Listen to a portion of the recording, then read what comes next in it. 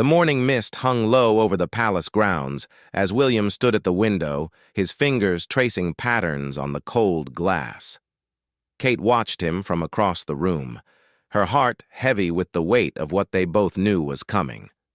The official announcement would not be made for another hour, but the decision had already been carved into their hearts like words on stone. 3 months earlier, everything had seemed different. The royal couple had attended the summer garden party with their usual grace, shaking hands and sharing smiles with hundreds of guests. No one could have guessed that behind their practiced composure, they were wrestling with a choice that would change the course of royal history forever. It had started with a letter, not an email or a formal document, but a handwritten letter on cream-colored paper, delivered to William's private study on a Tuesday afternoon. Kate had found him there hours later, still holding the same piece of paper, his eyes fixed on something far beyond the walls of the room. "What is it?" she had asked, though part of her already knew. The way his shoulders carried a new weight, the way his jaw was set in that particular angle that meant he was fighting to maintain control.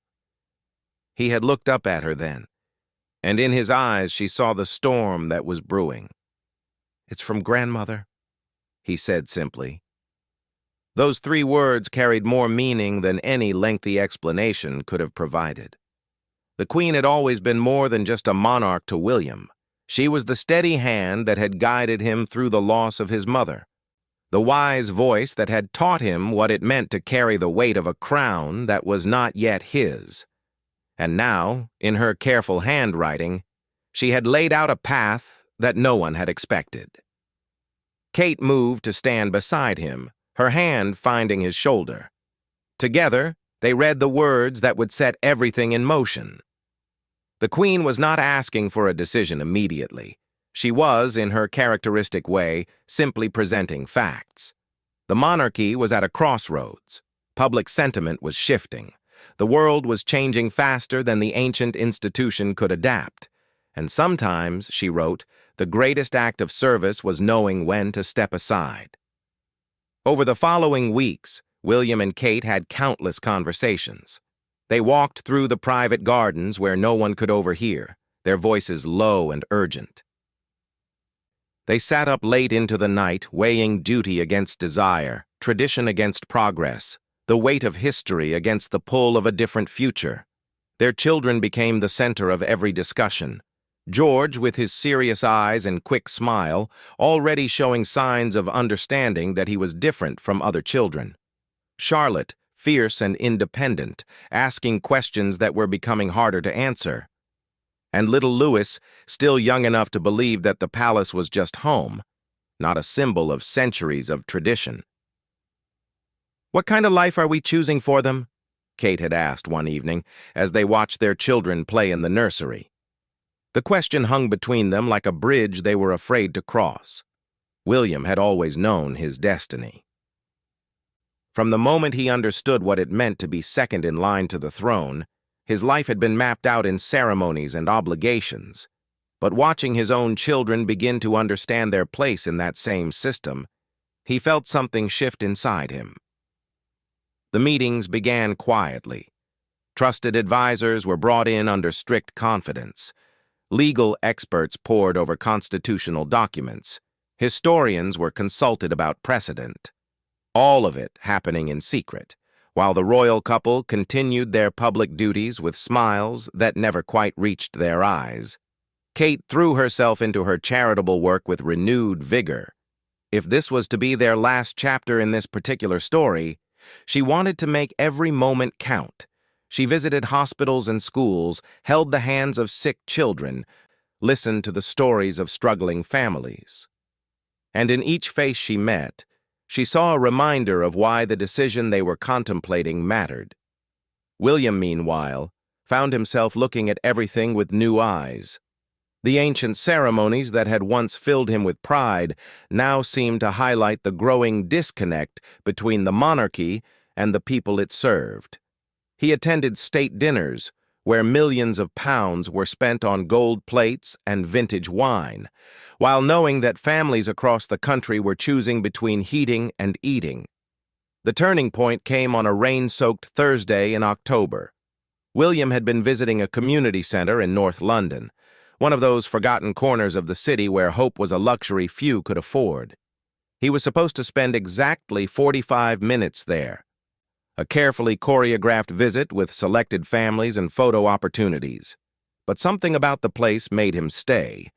Perhaps it was the teenager who looked him straight in the eye and asked why he should care about a prince who lived in a palace. Or maybe it was the elderly woman who gripped his hand and told him about choosing between her medication and her groceries. Whatever it was, William stayed for 3 hours, his security detail growing increasingly anxious as he sat on plastic chairs and really listened. When he returned to the palace that evening, Kate knew something had changed. She saw it in the way he moved, with a new sense of purpose that had nothing to do with duty and everything to do with choice. "I met a boy today," he told her, as they sat in their private sitting room. 14 years old, brilliant mind. Wants to be an engineer, but he's probably going to end up in a gang because that's the only future he can see. Kate waited, knowing there was more. "I gave him my card," William continued. "Told him to call if he needed help. And you know what he said? He said, 'What's the point? You're going to go back to your palace and forget I exist.'" The silence that followed was heavy with unspoken truths, because the boy was right, in a way. The system they were part of was designed to maintain distance, to preserve the mystique of royalty by keeping it separate from the messy realities of ordinary life. That night, they made their decision, not in a moment of grand declaration, but in the quiet understanding that passed between them as they prepared for bed. Kate was brushing her hair when she caught William's eye in the mirror. "We're really going to do this, aren't we?" she said. He nodded, and she saw in his reflection the same mix of fear and determination that she felt in her own heart. The next morning they began to plan in earnest.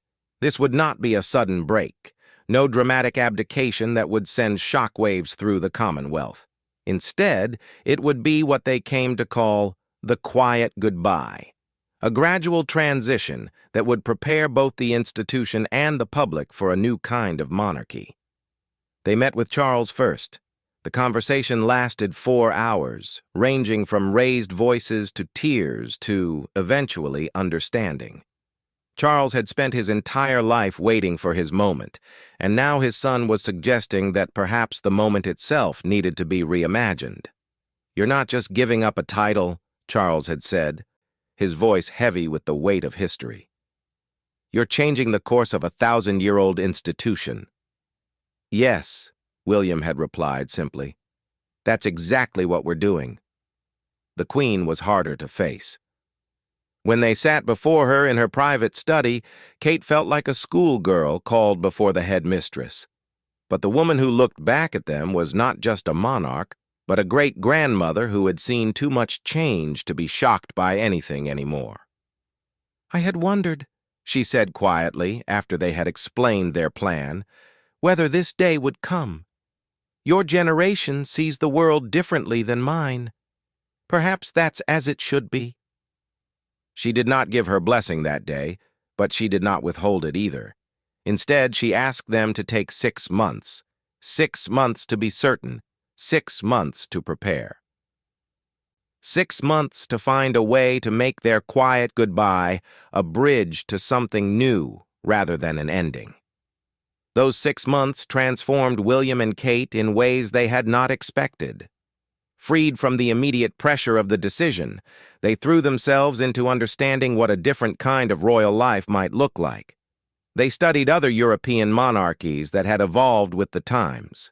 They met secretly with constitutional experts who helped them envision new models of service. Most importantly, they spent time with their children, preparing them for a future that would be different from the one everyone expected. George, old enough to understand more than his parents perhaps realized, surprised them with his maturity. "Does this mean I won't be king?" he had asked one evening. His voice steady despite the magnitude of the question. William had knelt before his son, taking his small hands in his larger ones. "It means you'll have a choice," he said, "a choice that I never had." The relief on George's face was all the confirmation they needed that they were on the right path. As winter melted into spring, the pieces of their plan fell into place. They would not abandon their duty, but transform it. The quiet goodbye would not be a retreat, but a revolution disguised as evolution. They would step back from the direct line of succession while creating a new role, advocates for change, bridges between the monarchy and modernity. The legal framework was complex, requiring amendments to acts of Parliament and agreements from Commonwealth realms. But piece by piece, it came together. A precedent was found in history, twisted and reinterpreted to serve their purpose. Support came from unexpected quarters, younger members of Parliament who saw an opportunity for the monarchy to become relevant again, Commonwealth leaders who had long questioned the role of a distant British monarch in their independent nations. Kate found her own voice during this time. No longer content to be simply the supporting wife, she began to articulate a vision for what modern royal service could look like. Her speeches, carefully crafted but delivered with genuine passion, began to hint at the changes that were coming.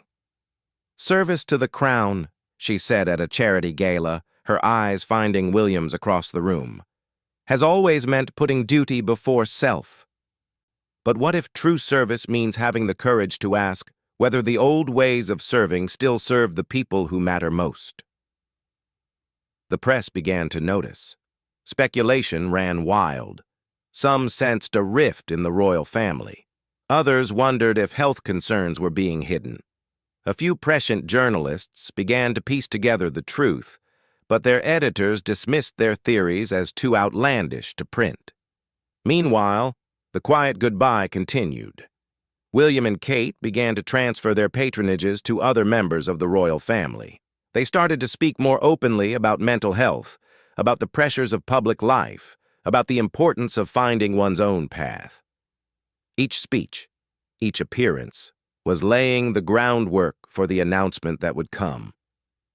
They visited every corner of the United Kingdom in those months, not as future king and queen, but as William and Kate. They sat in people's kitchens, played football with children in council estates, listened to stories of struggle and triumph, and in return, they shared more of themselves than royal protocol had ever allowed. "You know," an elderly man in Glasgow told them, "you two seem different lately, more like real people." Kate had laughed, but William had grown serious. "We're trying to be," he said. The children adapted faster than anyone expected. George began to smile more, the weight of future kingship lifting from his young shoulders. Charlotte declared that she wanted to be a doctor, not a princess, and no one corrected her. Louis remained blissfully unaware of the magnitude of change swirling around him. Behind palace walls, the machinery of change ground forward. Documents were drafted and redrafted. Scenarios were planned for every possible public reaction. Security protocols were adjusted for a future where William and Kate would occupy a unique space, still royal, but somehow apart. The hardest part was maintaining the facade of normalcy. Royal watchers noted that William seemed more relaxed at public events, that Kate's smile reached her eyes more often. But no one guessed the truth, that the relaxation came from knowing that the burden was about to be transformed into something they could shape for themselves. As spring turned toward summer, the final pieces fell into place. The Queen, her health more fragile than the public knew, gave her formal consent. Charles, after months of soul-searching, recognized that perhaps his son's vision of a reimagined monarchy might save the institution he had waited so long to lead. The government, after secret cabinet meetings and constitutional consultations, agreed to support the unprecedented move. And so on that misty morning, as William stood at the window and Kate watched him with eyes full of love and understanding, they prepared for their quiet goodbye to begin in earnest. In 1 hour, the palace would release a statement that would change everything. Not an abdication, not a scandal, but something entirely new. A reimagining of what royal service could mean in the 21st century. William turned from the window and crossed the room to take Kate's hands. "Are you ready?" he asked, though they both knew the answer.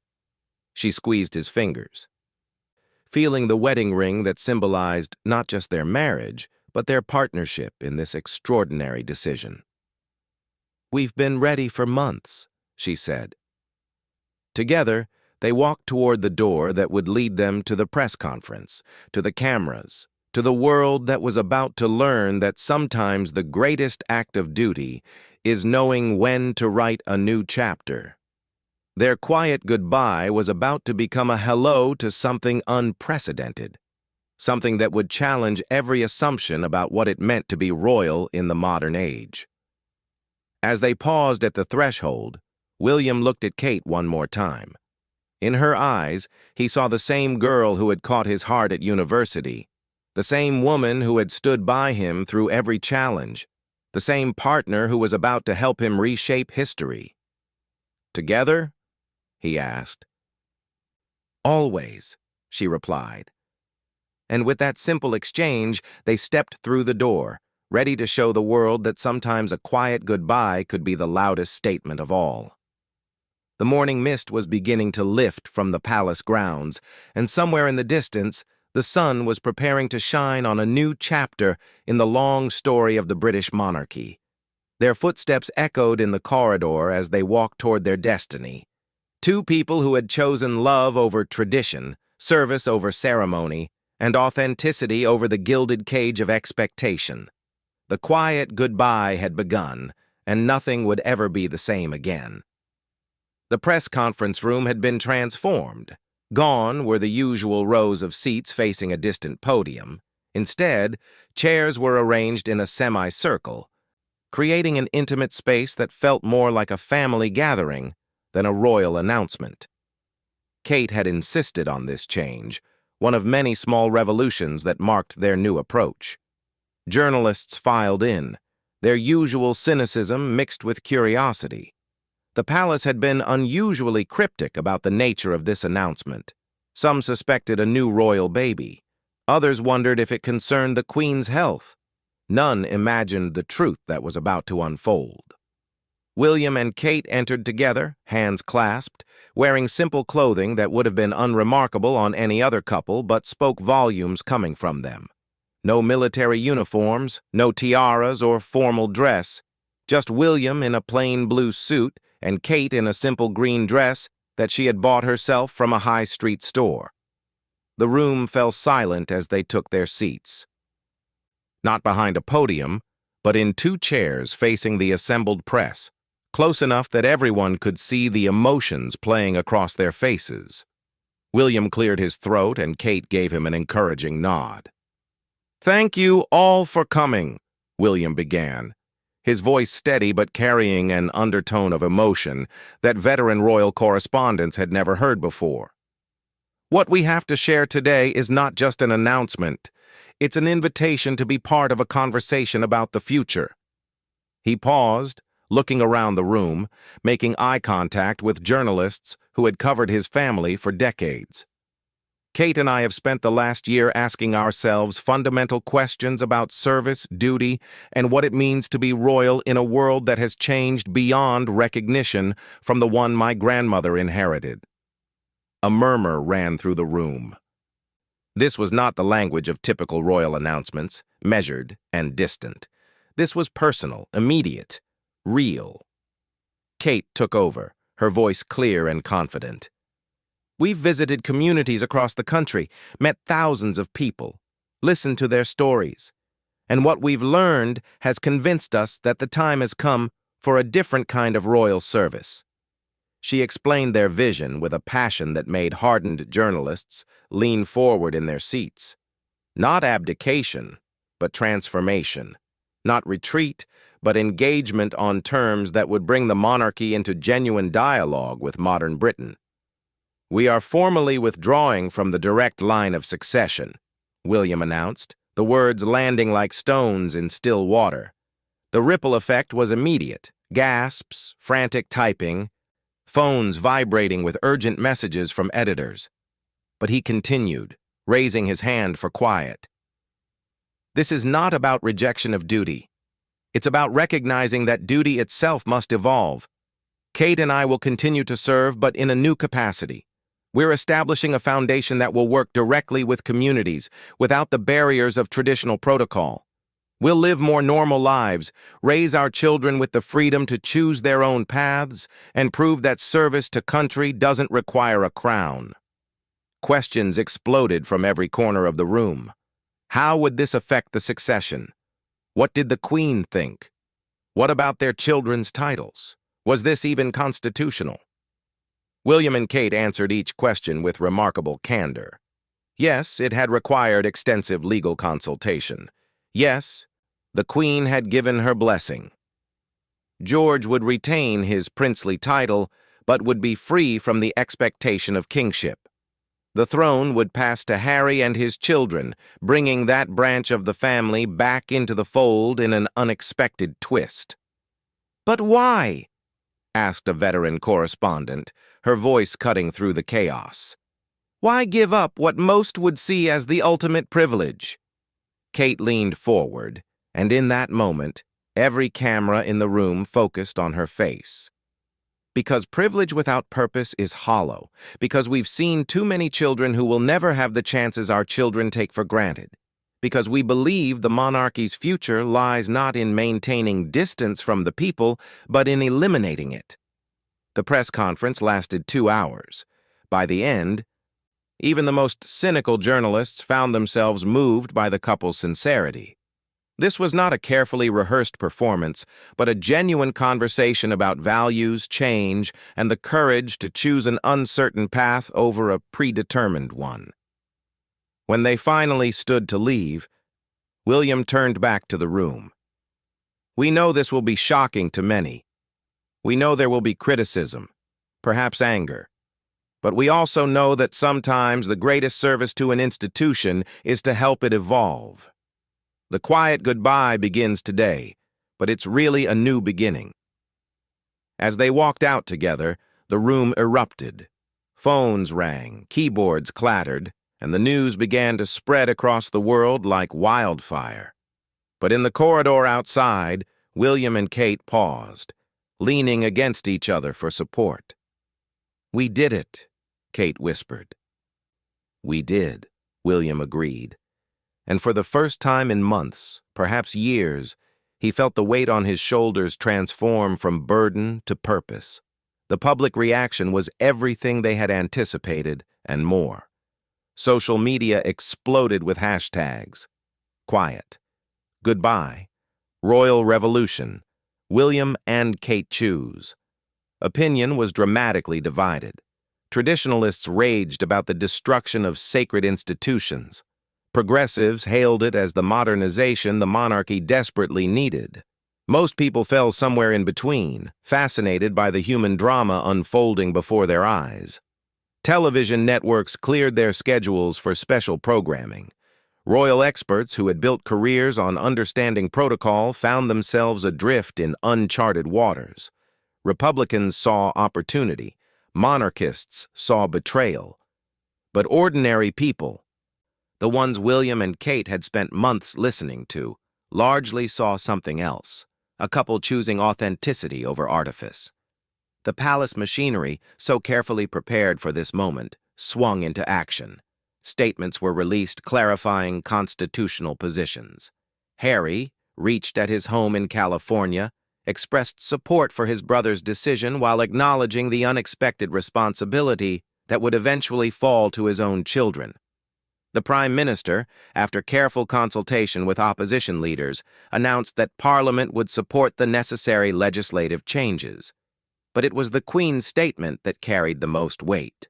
Released in the evening, handwritten and then typed, it was characteristic in its brevity and power. My grandson and his wife have shown courage in choosing a path that honors both tradition and progress. The monarchy has survived for centuries because it has adapted when necessary. I have given my blessing to their decision and trust the British people to understand that love of country can take many forms. Service is not diminished by choosing to serve differently. In their private apartment that evening, William and Kate sat with their children, watching the news coverage with a mixture of exhaustion and exhilaration. George, serious beyond his years, asked thoughtful questions about what would change.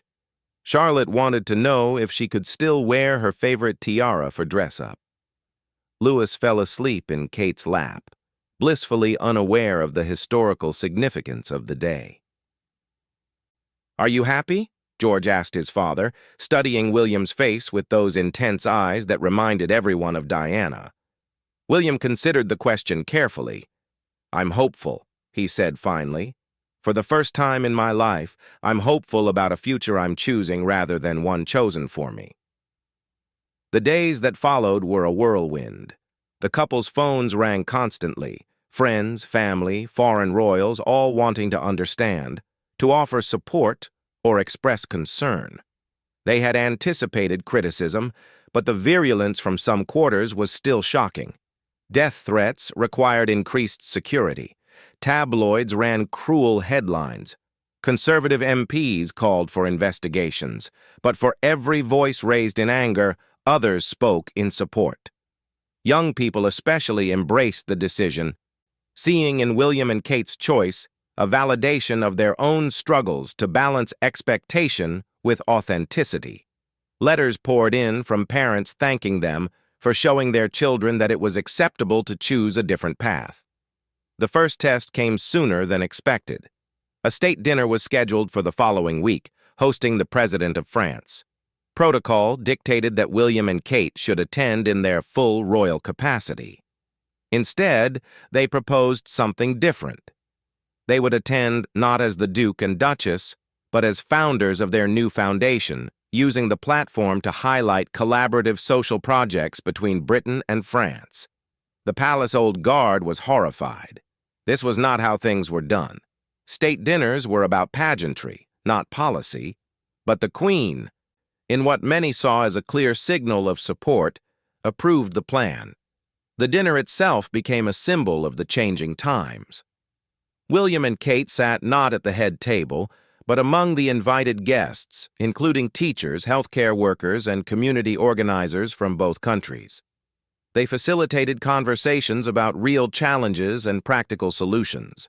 The President of France, initially bemused by the break in protocol, found himself genuinely engaged in discussions about youth unemployment and social integration. "Your Royal Highnesses have started something interesting," he told them at the evening's end. "Perhaps it's time we all reconsidered what leadership looks like in the modern age." Meanwhile, the legal mechanisms ground forward. Constitutional lawyers worked overtime to create a framework that had no real precedent. The line of succession would skip William and his children, flowing instead to Harry. But William and Kate would retain royal status, creating a new category: working royals who operated outside the traditional hierarchy. Harry flew in from California for crisis meetings. The brothers, whose relationship had been strained by distance and different choices, found unexpected common ground. Harry understood better than anyone the suffocating weight of royal expectation, the desperate desire to serve without losing oneself in the process. "You're braver than I was," Harry told William during a private moment. "I had to leave to find myself. You're staying and changing the system from within." The international reaction was equally divided. Some Commonwealth realms saw it as an opportunity to reconsider their own relationships with the monarchy. Others worried about stability and continuity. European royal families watched nervously, wondering if William and Kate's quiet revolution might inspire similar movements in their own countries. But it was the small moments that mattered most to William and Kate. The morning they walked George to school without a full security detail, blending in with other parents at the gate. The afternoon Kate spent volunteering at a local food bank, recognized but treated as just another pair of helping hands. The evening William coached a youth football team, his royal status irrelevant to kids who just wanted to improve their game. These glimpses of normal life, impossible in their previous roles, reinforced their decision. They were not abandoning service, but expanding its definition.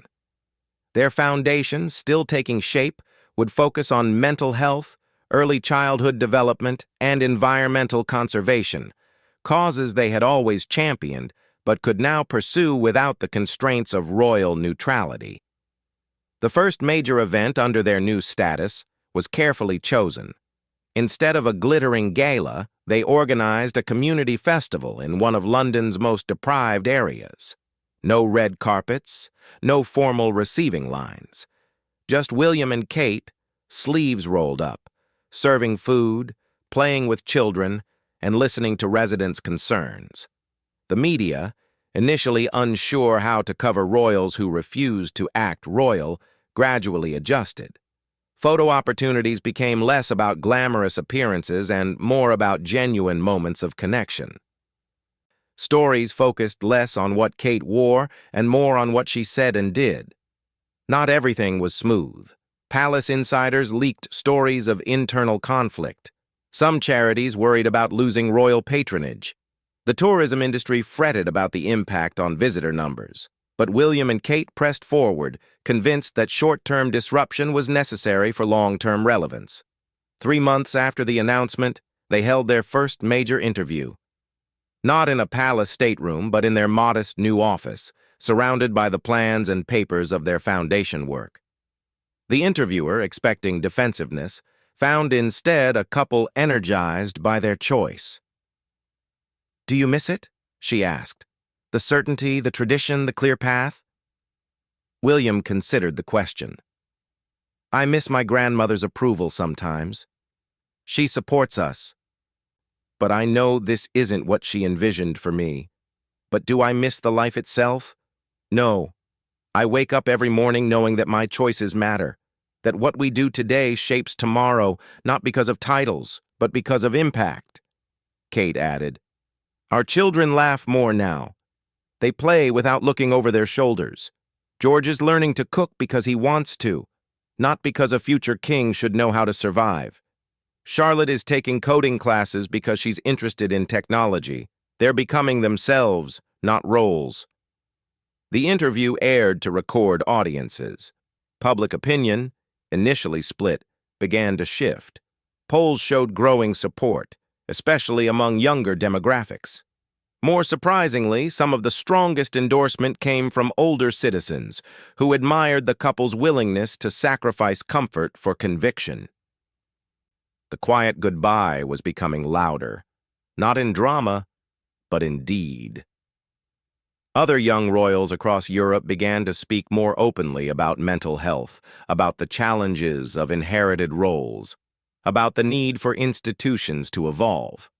William and Kate had not just changed their own lives, they had opened a door for others to question and reimagine ancient systems. As autumn approached, they faced their biggest test yet. The Queen's health, fragile throughout the year, took a serious turn. The family gathered, and William wondered if he should resume his former role during this crisis. But the Queen herself, weak but still commanding, took his hand. "You've shown them the future," she whispered. "Don't look back now." Those words sustained William through the difficult days that followed. When the Queen passed, peacefully in her sleep, the nation mourned. But in their grief, they also saw the wisdom of William and Kate's choice. The transition to Charles as king was smoother because the pressure point of William's future had been resolved. The monarchy could mourn and celebrate without the added weight of uncertain succession. At the funeral, William and Kate stood in a unique position, royal but apart, family but free. Their children, dressed simply, behaved like normal children rather than miniature royals. And in that normalcy, many saw hope for an institution learning to be human. The months following the Queen's passing tested everyone. Charles, now king, had to establish his reign while supporting his son's unprecedented path. The public had to adjust to a new monarch while processing the changes William and Kate represented. The Commonwealth realms began serious discussions about their future relationships with the crown. Through it all, William and Kate worked. Their foundation launched officially with projects in 3 communities, focusing on holistic support for families. They partnered with local organizations who knew the ground truth better than any palace advisor ever could. Success was measured not in ribbon cuttings, but in lives genuinely improved. "We're not trying to save the monarchy," Kate explained at a community meeting. "We're trying to prove that service and privilege can be separated, that you can honor tradition while embracing change." A year after their quiet goodbye began, they returned to the palace for a family celebration. Walking through the grand halls where William had grown up, where his mother had struggled and his grandmother had reigned, they felt not regret, but gratitude. These spaces had shaped them, but they had chosen to reshape themselves. George ran ahead, no longer constrained by protocols about how a future king should behave. Charlotte examined portraits of ancestors with curious eyes, free to see them as history rather than destiny. Louis played hide-and-seek behind priceless furniture, his laughter echoing off ancient walls. "Look at them," Kate said, watching their children play freely in spaces that had once demanded rigid conformity. William wrapped his arm around her. "They're who we did this for. Them." And all the children who deserve to choose their own futures. As evening fell and they prepared to return to their own home, a modest house by royal standards but perfect for their needs, William paused at the palace gates. The quiet goodbye had become a lived reality, each day confirming the rightness of their choice. "No regrets?" Kate asked, reading his thoughtful expression. "None," he said firmly. "We chose love over duty, except we discovered they don't have to be opposites." Their car pulled away from the palace, carrying them back to a life they had carved for themselves. Behind them, the ancient building stood illuminated against the night sky, unchanged, yet somehow different.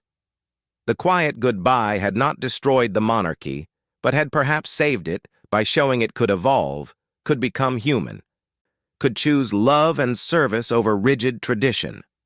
In communities across the country, families settling in for the evening saw the news coverage of the royal visit. But instead of distant figures waving from balconies, they saw William teaching children to plant trees and Kate laughing with mothers at a playground. They saw a different kind of royal story, one where choosing to step aside became the greatest step forward. The quiet goodbye continued, day by day, choice by choice, and in its wake something new grew, a bridge between what was and what could be, built by 2 people brave enough to choose love over crown, service over ceremony, and authenticity over the weight of ancient expectation.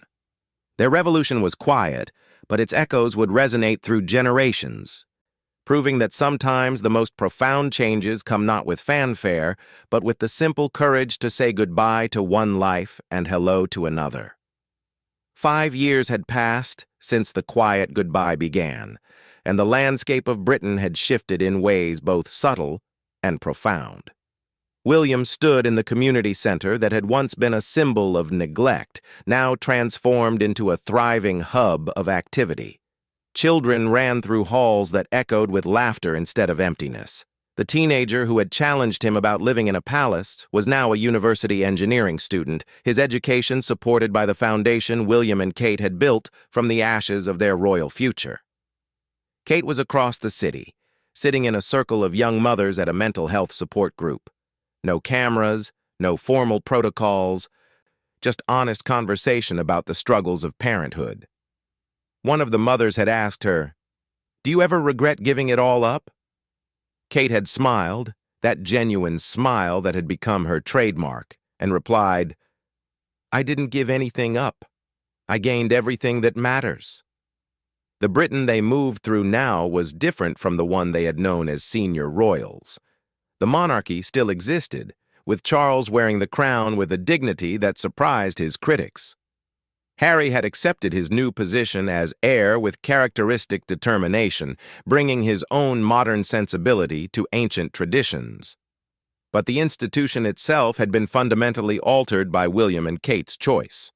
Other young royals across Europe had followed their lead in various ways. Not all had stepped back as dramatically, but many had carved out spaces where they could serve without suffocating. The Swedish princess had started a tech company focused on educational equality. The Belgian prince worked part-time as a pediatric surgeon. The old model of royalty as distant figureheads was crumbling, replaced by something more human and engaged. George, now a teenager, attended a regular comprehensive school. His classmates knew his history but treated him as just another student. He excelled in science and mathematics, showing a particular interest in renewable energy. When career counselors asked about his ambitions, he spoke of solving climate change, not of wearing crowns. The freedom his parents had fought for had given him permission to dream beyond predetermined paths. Charlotte had become a force of nature in her own right. At 13, she had started a podcast interviewing young changemakers from around the world. Her royal heritage opened doors, but it was her genuine curiosity and intelligence that made the podcast a sensation among her generation. She used her platform to highlight issues her parents' foundation addressed, but in her own voice, unfiltered by palace communications teams. Louis, still young enough to find the whole situation amusing, was the artist of the family. His drawings and paintings, raw and emotional, decorated their home. He had no memory of living in a palace, no sense of what had been given up. To him, his parents were simply mom and dad who happened to do important work helping people. The foundation had exceeded even William and Kate's ambitious expectations. Operating in 20 communities across the UK, it had pioneered a model of integrated support that addressed mental health, education, and economic opportunity as interconnected challenges. The key was local leadership. William and Kate provided resources and connections, but communities drove their own transformation. "We learned early on," William explained to a gathering of social entrepreneurs, that swooping in with royal solutions to complex problems was exactly the wrong approach. Real change happens when you empower people who understand their communities to lead their own transformation. The gathering was held not in a palace, but in a converted warehouse in Birmingham, now a thriving social enterprise incubator. Young people who might once have seen no future beyond their postcodes were building businesses, creating art, developing technologies that addressed real problems. The quiet goodbye had created space for voices that would never have been heard in traditional royal settings. Kate had found her particular calling in early childhood development. Free from the constraints of royal neutrality, she had become a powerful advocate for policy changes. Her speeches to Parliament, delivered not as a duchess, but as an expert who had spent years in the field, had helped shift government priorities toward prevention rather than crisis intervention. Every pound spent on early childhood support saves £10 in later interventions, she had told skeptical MPs, backing her arguments with data gathered through the foundation's work. The subsequent policy changes had begun to transform how Britain approached child welfare. Their home life reflected their values. The house in Norfolk was comfortable, but not grand, surrounded by gardens where they grew their own vegetables and kept chickens that Louis had named after historical figures. Weekends were spent like any other family: homework supervision, sports practices, family dinners where everyone took turns cooking. William had taken up teaching, spending 2 days a week at a local college, instructing courses on environmental science and sustainable development. His students, initially starstruck, quickly learned that Prince William expected essays to be turned in on time like any other professor. The practical knowledge he brought from his foundation work made his classes among the most popular on campus. The public perception of them had evolved from curiosity to respect. Where once photographers had stalked them for glamour shots, now media coverage focused on the tangible impacts of their work.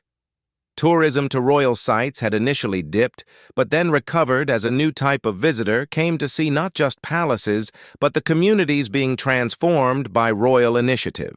International recognition had come gradually but meaningfully. William had been invited to address the United Nations not as a prince, but as a practitioner of community-led development. Kate had become a regular at global conferences on child welfare, her presentations filled with real stories from real families rather than abstract policy proposals. The quiet goodbye, William had told the UN Assembly, was never about rejecting responsibility.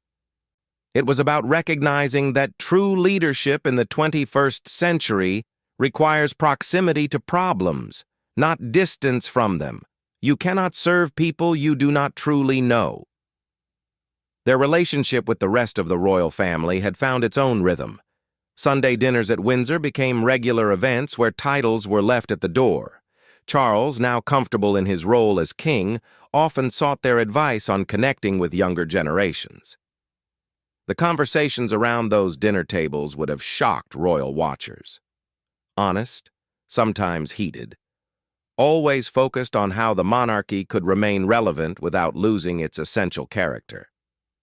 Harry and Meghan, watching from California, had found in William and Kate's choice a validation of their own different path.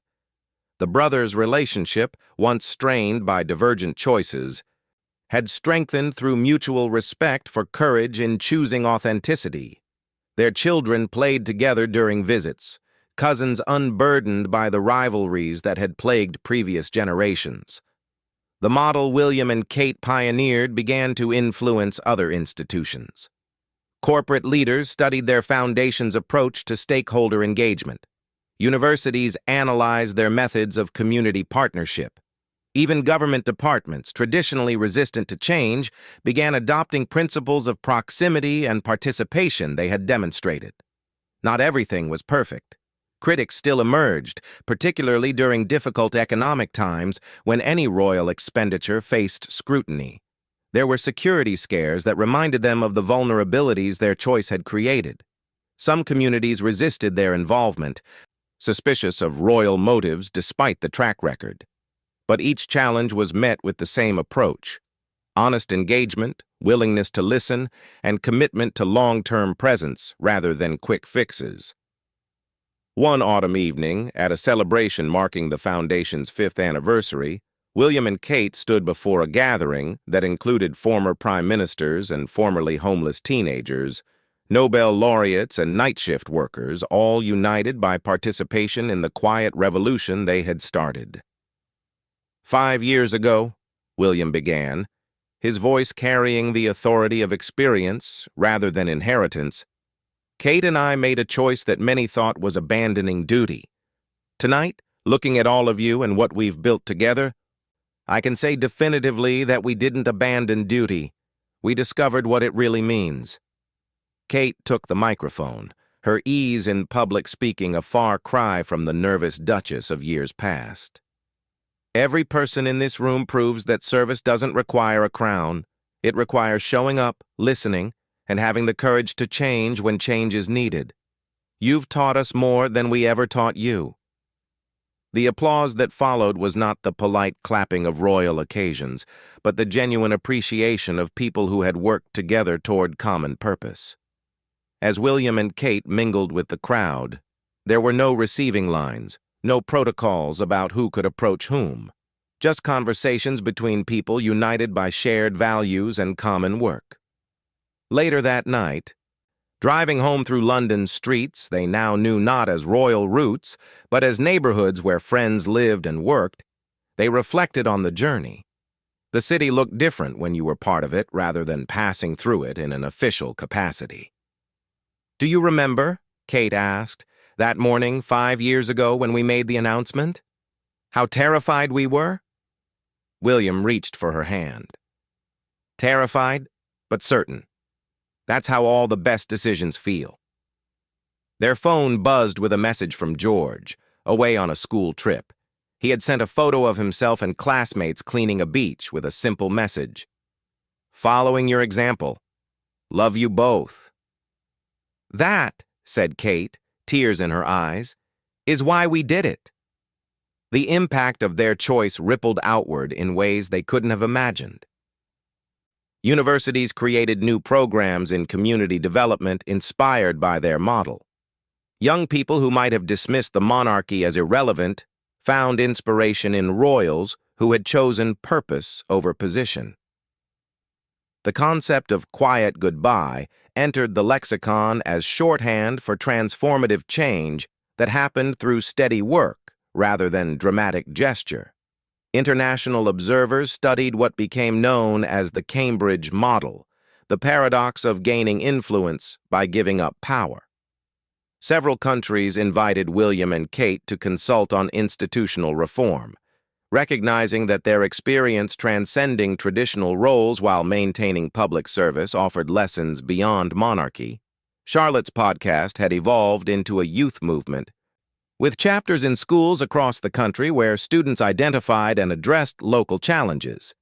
She had her mother's gift for communication and her father's strategic mind, but most importantly, she had grown up seeing service as something you did with people, not for them. George had started an environmental initiative that connected schools with renewable energy providers, turning education institutions into models of sustainability. His royal heritage opened doors, but it was his genuine expertise and passion that made the project successful.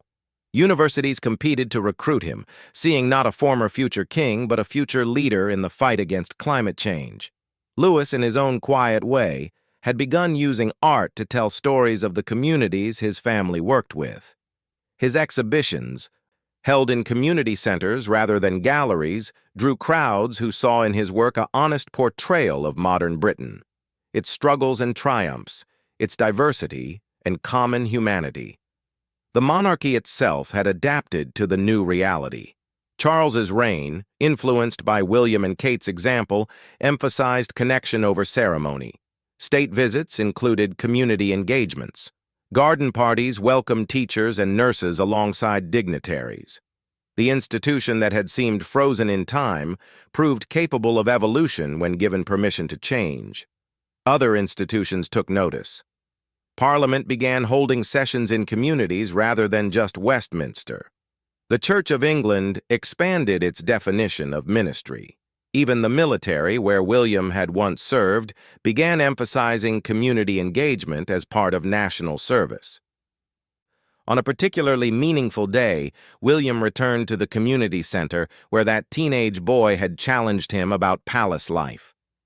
The boy, now a successful engineer, was back to mentor current youth. They stood together looking at plans for a new technology lab funded by the foundation. "You kept your promise," the young man said. "You didn't forget we existed." "You taught me something important that day," William replied. "That proximity matters more than position. Thank you for that lesson." Such moments had become the real rewards of their choice. Not honors or titles, but tangible change in individual lives. The foundation's impact was measured not in pounds distributed, but in futures transformed. Children who statistically should have failed were thriving. Communities written off as hopeless were vibrant. The quiet goodbye had become a loud affirmation of what was possible when privilege was wedded to purpose. Kate's work in early childhood had evolved into a national movement. The policies she had advocated for were now law, transforming how Britain supported its youngest citizens. But more than policy, she had changed perception. Mental health was no longer stigmatized. Asking for help was seen as strength. Parents felt supported rather than judged. "We couldn't have done any of this from within palace walls," she reflected during a quiet moment with William. "The distance would have made it impossible to understand what was really needed." Their marriage, tested by extraordinary pressures, had emerged stronger. Without the constant scrutiny and rigid protocols of senior royal life, they had space to be partners in the truest sense. They disagreed, argued, reconciled, and grew like any couple, but with the added dimension of shared mission that gave their personal relationship larger meaning. As the 10th anniversary of the quiet goodbye approached, documentarians and journalists clamored to tell the story. William and Kate agreed to participate, but on their terms. The focus would be on the communities and individuals who had made the transformation possible, not on royal drama. The documentary, when it aired, surprised audiences expecting palace intrigue. Instead, they saw William teaching his college class, passionate about sustainable development. They saw Kate sitting on the floor with toddlers, demonstrating play techniques to parents. They saw George, Charlotte, and Louis as normal teenagers, remarkable only in how unremarkable their lives had become.